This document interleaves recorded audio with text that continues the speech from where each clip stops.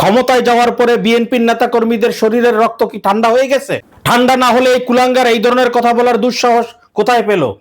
ও শালা চোর, এক সময় কারেন্ট দিছে, খাম্বা খাইয়া ফেলছে, এখন দেশ পুরোটা খাইব। যদি পাইতাম এই অক্টেন তারেক রহমানরে খাওয়াইতাম। শালার পুর দাম বাড়াস নাকি? এটা তোর বাপে আর তোর অন্য কেউ আয় দিব না। দল ফালাইতে দেয়, কৃষক কার্ড, ফ্যামিলি কার্ড, এই কার্ড সেই কার্ড। শালা একটা বুয়া বাটপার। আবার লাস্টে কি কইলো, আমার অতীতের ভুল ক্ষমা করে দেন। ওর 111-এর থেকেও খারাপ অবস্থা হওয়ার দরকার ছিল।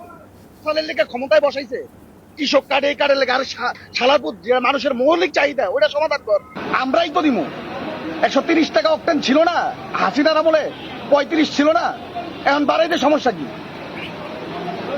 এক মাসের মধ্যে তো 50,000 কোটি টাকা অন্তত পক্ষে খায়া লাইছে ঋণ।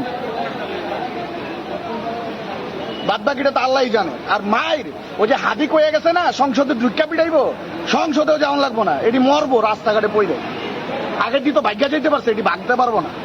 এই দেশের ভবিষ্যৎ যে কি, আর ওই যে কি বলছে, আই হ্যাভ এ প্ল্যান, এই প্ল্যানের বাস্তবায়ন চলতেছে। ও শালা চোর, এক সময় কারেন্ট দিছে, খাম্বা খাইয়া ফেলছে, এখন দেশ পুরোটা খাইব।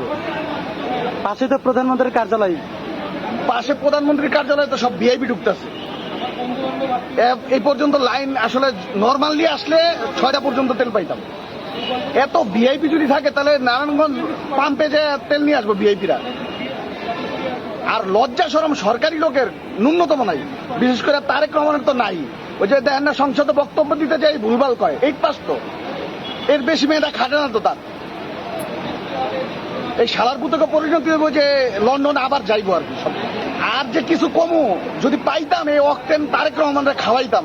দ্রুত এরে খুঁজে বের করুন, আর প্রাপ্যটুকু বুঝিয়ে দিন।